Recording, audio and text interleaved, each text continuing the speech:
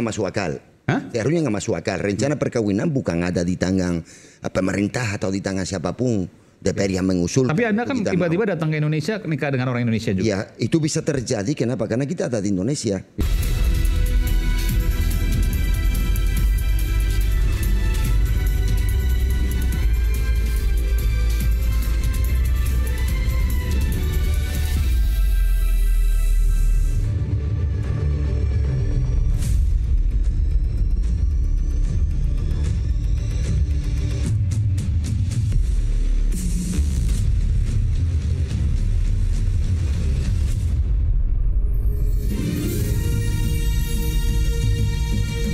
Disiarkan langsung dari studio MNC Conference Hall iNews Tower Jakarta. Inilah Rakyat Bersuara bersama Aiman Wicaksono.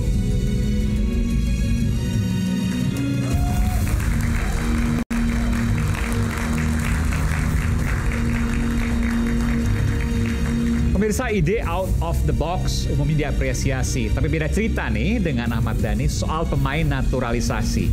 Idenya agak lain. Pertama, jangan naturalisasi bule. Ide ini dianggap kemudian ada permasalahan rasis dan seterusnya. Kedua, naturalisasi sepak bola yang usianya di atas 40 tahun dijodohkan dan dinikahkan dengan perempuan warga Indonesia. Ide yang menurut Dhani out of the box dinilai diskriminasi perempuan. Tapi ada juga yang mendukung. Bisakah ide itu diterima? Perlukah terobosan tak bisa dan agak beda bagi sepak bola kita demi satu tujuan? Piala Dunia 2026. Saya Aiman Wicaksono. Inilah Rakyat Bersuara.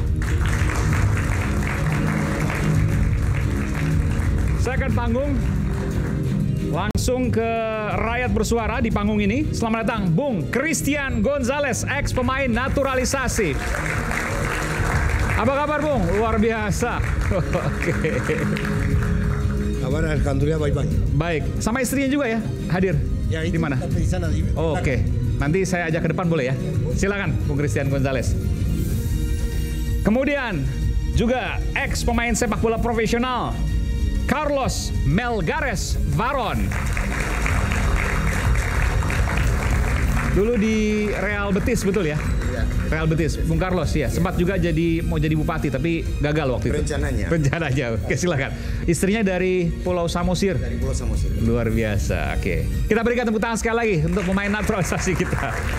Hadir pula Bung Tommy Welly, pengamat sepak bola. Bung Towel, apa kabar?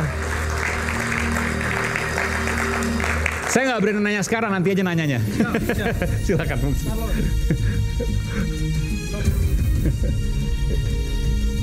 Kemudian ada Bung Effendi Ghazali, pecinta sepak bola. Yang kalau ada timnas pasti ikut kemana-mana. Iya. Besok ke Australia, Sydney ikut ya?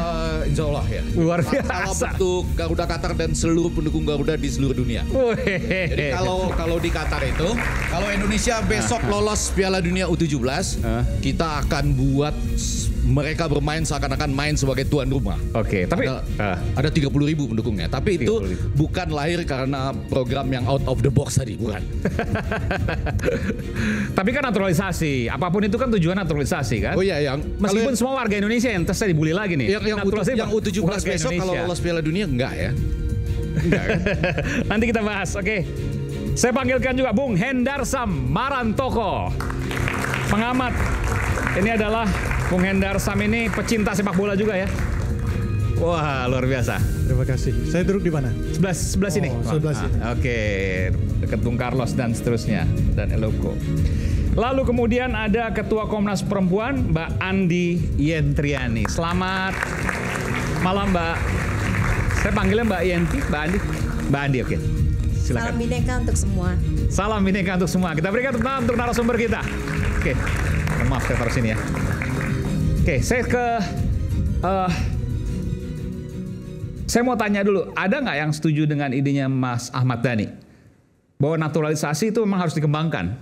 Tapi caranya ada berbagai cara. Di antaranya adalah yang disampaikan oleh Mas Ahmad Dhani misalnya dengan melatih anak dari pemain naturalisasi yang dinikahkan dengan warga Indonesia. Saya ke Bung Christian Gonzalez, silakan. Assalamualaikum untuk kita semua. Waalaikumsalam. Kalau saya Lebih dekat lagi coba. Kalau saya sudah punya istri dan anak Indonesia. Istri orang Indonesia? Ya, orang Ya, Indonesia. pasti. Istri mana? Coba maju ke depan, Mbak. Wah, ini dia. Kita berikan tepuk tangan dulu. Anak main bola. Dan saya juga punya anak sudah lahir di Indonesia. Oke. Sebelum ada miskomunikasi ada sekarang. Saya sudah punya istri dan anak Indonesia semua. Iya, iya. Maksudnya jangan dinikahkan lagi, jangan ya. Sudah punya ini, sudah punya. Ya, itu ya, sudah Tapi punya ya. bahwa pemain bola mau nikah dengan siapa aja, warga Indonesia atau warga yang lain. Dua-duanya. Dua-duanya dulu pernah main di Akademi Arema. Sekarang usia berapa? Paling kecil 19 dan satunya 24. 24. Tapi nggak harus masuk timnas, harus nomor 1, nggak pernah begitu. Enggak pernah. Nggak pernah. Kalau Tapi main bola. misalnya saya kasih nasihat sama mereka, kalau kalian mau masuk timnas harus kerja keras, disiplin dan buktikan di lapangan untuk pelatih bisa percaya. Apa responnya pas disampaikan seperti itu? Kalian harus kerja keras kalau masuk timnas. Apa yang disampaikan? Ya mereka dengar saya. Mereka? Nah, anak-anak saya dengar saya karena saya sudah punya pengalaman. Oke. Tapi sempat ikut mau seleksi timnas atau segala macam? Belum. Belum. Sampai sekarang belum. Tapi Bapak sebagai ayah kan kepengen anaknya pemain timnas, betul kan? Ya saya kalau misalnya mereka bisa masuk timnas saya bangga ya, seperti seorang papa bangga, tapi itu semua tergantung pelatih. Saya nggak bisa datang ke pelatih, kamu harus panggil anak saya karena ini anak Gonzales, nggak bisa seperti itu. Tapi punya mimpi satu saat akan main timnas. Ya, Indonesia atau negara lain? Indonesia. Indonesia. Anak saya semua lahir di Indonesia. Indonesia semua. Oke. Dan sekarang udah usia 19 ya mungkin agak sulit ya untuk masuk timnas. Di sepak bola nggak ada sulit, semua tergantung kita sendiri. Wah, luar biasa. Jadi masih berusaha. Iya berusaha. Setidaknya ini luar biasa loh. Soal masuk apa enggak itu nomor 2 ya. Karena tapi kita tidak siapapun untuk putus semangat dan motivasi seorang pemain bola. Jadi saya ke Bung Effendi atau nanti ke Bung Toel boleh. Jadi apa yang disampaikan Ahmad Dhani nggak salah juga dong. Punya keinginan kuat, mendorong anaknya untuk jadi pemain timnas. Soal jadi atau enggak itu belakangan kan. Tapi yang penting ada keinginan, ada usaha. Gimana komentar Anda? Ya pertama-tama kan memang itu out of the box. Ya. Out betul dari box yang jauh lah pokoknya ya. Misalnya ini box dia tapi jauh. kan salah satu cara itu. Iya salah satu cara. Terutama karena saya lebih melihat kalau tadi disebut tujuannya untuk Piala Dunia. Pak Erik, Ketua PSSI. Iya. Itu tujuannya buat Piala Dunia kan. Kalau misalnya yang usianya agak spesifik loh disebut Toel 40. Iya kan. Di atas 40 datang ke Indonesia. Terus katakanlah ya dengan cinta. Kan akhirnya jadi gitu ya. Karena cinta kemudian jadi memiliki istri orang Indonesia misalnya gitu kan. Kan harus ditaruh gitu kan. Dengan cinta. Lalu lahirlah anaknya. Putra putri. Kita harus gini kan. Pemain timnas itu bisa putra bisa putri kan. Tim putri kita lebih baik sekarang ya. Peringkatnya di dunia kan. Bisa putra bisa putri. Lalu mereka ingin masuk Piala Dunia. Coba dihitung. Mulai dari ini kan 2025 ya tambah 1 tahun lahir anaknya nanti 2026 kemudian dia mulai main di timnas kurang lebih 17 tahun lah sesudah itu ya kan kalau itu jadi 2026 tambah 17 masuk Piala Dunia tahun berapa 2034 38 42 46 mungkin ya itu ya kalau bicara seperti itu tapi persoalan yang kedua ini menjadi pintu masuk adalah apakah kalau anak-anak pemain besar dunia seperti pun Thiago Messi, Cristiano Ronaldo Junior, ya misalnya seperti itu kan karena bakatnya, skillnya, tuh kemudian hidup di Indonesia dalam infrastruktur sepak bola seperti kita, mereka akan menjadi seperti Thiago Messi. Apakah mereka akan menjadi seperti Cristiano Ronaldo Junior atau enggak gitu? Belum tentu, tapi itu kan hasil kan domain Tuhan. Tapi usahanya mungkin saja. Tadi kalau seandainya misalnya ke Bung Christian Gonzales, dia menekankan secara kuat, ya, dia punya harapan yang sangat kuat dan anaknya sampai sekarang konsisten main bola. Iya. Tapi kalau itu bicara soal peluang misalnya, 20 kayak Christian Gonzales gitu, pasti ada yang timnas. Itu kan logika peluang misalnya. Ya kalau saya lebih melihat ini mula-mula sebagai persaingan isu yang menarik. Ini kebetulan kan dalam minggu-minggu ini ada isu yang hampir sama sebetulnya. oplos dan blending gitu ya. Apa kaitannya nih? Kaitan dong. Ini kan soal kawin oplos dan blending ini. Oke. Jadi tapi yang dioplos itu kan ilegal. Kalau ini yang legal dong. Hah? Ini legal kan? Ya, yang ini. Iya. Kalau legal juga? Nanti kita tanya sama. Legal dong, kan ada suratnya dong. Kalau tujuannya itu adalah misalnya memperbolehkan segala cara untuk kemudian Piala Dunia. Ke Piala Dunia, Ya. termasuk dengan kalimat-kalimat yang ini boleh, ya seperti lagu Madu 3 itulah, kurang lebih begitu ya. Kan ada kan Apa tuh Madu 3? lagu Madu 3, senangnya dalam hati gitu ya. Oh, oke. Itu kan Madu 3 tuh itu lagunya. Kala na, ibu aja senyum-senyum gitu ya. Jadi kalau Apa lagu Bang Ahmad Dhani? kalau itu semua dilakukan hanya untuk mencapai Piala Dunia, yang saya bilang baru mungkin 2000 berapa 46 tadi ya. Kalau dihitung mulai suksesnya 1 tahun kemudian sesudah cinta itu bersemi gitu. Emas 45. Apa? Pakai. Emas 45. Generasi emas 45. 45 ya. Pas cocok. Cocok ya? Cocok. Bapak ikut mendukung. Maksudnya gimana Pak Carlos? Jadi kalau seandainya cara itu cocok? Timingnya pas. Saya rasa bahwa itu apa yang disampaikan oleh Dhani itu adalah suatu pendapat saya, candaannya ya dalam momen kerut, dalam momennya yang sulit untuk mendengarkan sesuatu yang beda. Aku rasa untuk lebih memecah suatu keadaannya, suatu situasi, dan barangkali seperti yang tadi disampaikan untuk mengalihkan perhatiannya kepada hal-hal yang. Tapi masuk akal, kalau anak katanya masuk akal karena hitungannya mas. Seharusnya nggak masuk akal.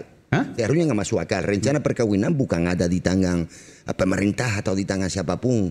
DPR yang mengusul. Tapi Anda kan tiba-tiba datang ke Indonesia nikah dengan orang Indonesia juga. Ya, itu bisa terjadi. Kenapa? Karena kita ada di Indonesia. Iya. Seperti Christian, dia datang ke Indonesia sudah di sini, bukan dipanggil ke negara sana untuk didatangkan untuk mencari perempuan untuk nikahi dia. Tapi Carlos, Itu kalau beda. kita ambil jalur yang baik ya. Saya Istri. Oh, ini istrinya tepuk tangan. Tepuk tangan sendiri. Tepuk tangan sepenuh semangat. Tapi coba kita ambil misalnya ya, kita ambil sisi lainnya lah. Walaupun Ahmad Dhani bercanda, siapa tahu dia punya maksud baik. Sehingga perempuan-perempuan Indonesia ya, kemudian jadi terbuka pikirannya. Sorry loh, ini saya mengandaikan yang nggak apa-apa. Nggak apa-apa ya. Ini sebenarnya Bung Ahmad Dhani udah kita undang ke sini, cuma berhalangan. Nggak, misalnya, kemudian ada perempuan-perempuan Indonesia yang kemudian berpikir, oh ide Ahmad Dhani ini boleh juga atas dasar keinginan sendiri. Dan sekarang kan media memungkinkan dia DM. Nah cuma kan harus hati-hati nih. Kalau misalnya orang itu sudah memiliki istri atau sudah memiliki keluarga kan nggak bisa juga ya. Di atas 40 rata-rata sudah berkeluarga ya. Kalaupun tidak terikat perkawinan, jadi selingkuh dong gitu. Kalau dia mendekati gitu ya. Kan bisa poligami katanya. Bisa poligami. Bisa sampai ke sana ya? Sampai ke situ. Tapi maksud saya anggaplah yang normal aja. Oh iya. Seorang perempuan Indonesia mendapat inspirasi dari Ahmad Dhani, mengirimkan pesan langsung direct message ke salah satu pemain di dunia yang terkenal yang sudah di usia 40 tahun untuk kemudian datang dong ke Indonesia gitu. Kemudian cintanya bersemi dengan harapan nanti mendapatkan pemain-pemain. Saya mau lihat usia perempuan Indonesia sebenarnya berapa? Karena dia sudah 40, barangkali sudah menjandang, tidak ada lagi menduda ya, tidak ada lagi apa namanya itu. Oh iya. Ya, usia berapa perempuan itu seharusnya yang cocok? Ini Bapak ini lebih ahli sebetulnya kalau soal usia. Tapi maksud saya kalau itu jadi inspirasi dan dilakukan atas dasar cinta, boleh nggak? Karena Ahmad Dhani nggak hadir, tapi saya kurang lebih kalau seperti itu bayangannya bisa ya, Carlos Eloko Gonzalez bisa ya. Tapi kita berikan kesempatan pada teman dekatnya Bung Ahmad Dhani dulu, Bang Hendar Sam, silakan. Iya. Jadi saya disclaimer dulu sebelumnya bahwa saya kok diundang ke acara ini ya dibilang ada kapasitas enggak juga, karena saya ini kalau di posisi saya sekarang saya ini rakyat jelata di di sepak bola Indonesia. Saya bukan siapa-siapa, saya cuma penikmat sepak bola.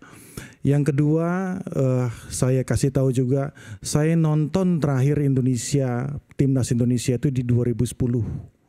Pada saat Eloko main, itu traumanya saya sampai sekarang ketika kita kalah dari Malaysia. Jadi dari saya itu, jadi trauma dan kekecewaan saya itu berlanjut 14 tahun. AFF waktu itu ya? AFF Piala Tiger kalau tidak salah pada saat itu. Jadi saya coba memposisikan diri, ini kalau ada yang salah-salah mohon maaf ya. Jadi ini perasaan saya mungkin juga beresonansi dengan perasaan publik. Nah cuman saya coba untuk melihat kita bisa berterima kasih, bisa juga tidak terhadap Ahmad Dhani, karena kalau dia nggak ngomong kayak gitu, nggak ada juga acara ini. Ini cuma pintu masuk saja. Bahwa saya melihatnya begini, terlepas kita harus melihatnya dari sudut pandang saya sahabat beliau sudah lebih dari 10 tahun ya, kita berjuang bersama dan sering nongkrong bareng, tahu banget canda-candaan dia yang nggak jauh-jauh, candaan dia memang dari canda-candaan dia di situ-situ aja mainnya. Salah satu canda selain masalah musik, ya selain masalah gini-gini, tapi itu jokes dia memang seperti itu. Nah cuman yang harus dilihat, saya bisa coba menangkap esensinya. Saya juga kalau kedengar pertama kali, loh kok kayak gini gitu loh. Pasti semuanya dengernya kayak gitu kan. Aduh Mas Dhani ngomong kayak gini. Saya WA dia, Mas gue disuruh ngomong kayak gini nih. Ya lu bilang aja lagi proses di MKD kan belum ada putusannya juga. Gitu aja dia enteng ngomong gitu lah kan. Nah tapi saya melihatnya, saya mereview 1, 2 dan mencoba mencerna esensi daripada omongan dia ini. Nah kalau kita bagi bahwa saya coba ya mencoba berteori. Mas Dhani emang ada yang laporin MKD karena pernyataan itu? Saya nggak tahu dilaporkan, tapi kan ini MKD kan punya inisiatif untuk mengklarifikasi ya. Ahmad Dhani, karena saya belum dapat informasinya. Iya, yang saya dengar seperti itu. Nah, tapi yang saya lihat seperti ini ya, bahwa pemain itu ya kan tercipta itu atas 2 unsur sebenarnya, unsur pokok dan internal dan eksternal. Faktor yang kita selalu sorot itu adalah faktor eksternal, faktor pembinaan, faktor fasilitas, faktor asupan gizi. Tapi mungkin Mas Dhani melihatnya ini faktor lain, ada faktor genetik di situ. Makanya ada namanya genetic development. Nah sebenarnya esensinya yang saya coba tangkap, maaf nih kalau salah nanti jangan dimarahin ya, genetic development. Karena kalau kita lihat secara data empirik ya kan, di beberapa negara-negara yang mungkin ya faktor infrastruktur sepak bolanya ini tidak sebagus negara-negara yang maju. Contoh di Afrika ya. Tapi mohon maaf lagi nih Bang Ege, kalau saya salah ya, di Afrika, mungkin di Amerika Latin ya kan, yang mungkin sama ya, infrastrukturnya tidak sama dengan negara-negara maju Eropa lainnya. Tapi mereka bisa menjadi juara dunia bahkan. Brazil bisa juara dunia. Karena ada faktor genetik di situ. Tingginya biasa aja gitu kan. Tinggi biasa Fasilitas aja. Lionel Messi juga seperti itu. Ya kan, Ronaldo botak juga seperti itu, ya kan? Nah, maksud saya ini yang intisari ini yang harus diambil. Nah, kedua kita melihatnya ya kan, kalau kita lihat, kita jangan ngomong skup Asia ya, kita ngelihat skup Asia Tenggara aja. Skup Asia Tenggara ya kan, negara kita kan di Asia Tenggara nih ya kan, nggak usah bicara yang luar. Asia Tenggara ya kan, apakah ada pesepak bola Asia Tenggara? Jangan, nggak usah ngomong dulu Indonesia, yang itu sudah sampai di Premier League atau di 4 besar Liga Eropa. Ya kan, saya nggak tahu nih ya. Tolong di Liga Inggris ada tidak? Ya, ada tidak? Itu yang menjadi pemain top atau middle lah ya kan. Di Liga Spanyol ada atau tidak? Liga Jerman ada atau tidak? Liga Italia ada atau tidak? Jadi memang kalau kita tarik ke situ, ya mau nggak mau ya. Sepertinya saya ngelihat ini make sense saya aja, logika saya ya, memang ada faktor genetik sehingga perlu ada faktor genetik development. Stop sampai situ dulu. Jadi ada faktor genetik, itulah kemudian yang mendasari mungkin Mas Ahmad Dhani itu punya pendapat seperti itu. Cuman bumbu-bumbunya ini ya itu khas guyonan Ahmad Dhani. Oke, nanti tapi saya itu ingin yang saya juga coba tangkap dari Mbak Yen, dari Mbak Andi, dari Bung Toel. Kita akan kembali saat lagi, tetaplah bersama kami. Isu hangat bikin penat, apalagi kalau tidak bisa mencerna dengan cermat. Jangan lupa secangkir kopi yang hangat dan nikmat yang menemani kebersamaan dalam program Rakyat Bersuara bersama saya Aiman Wicaksono. Saya akan segera kembali.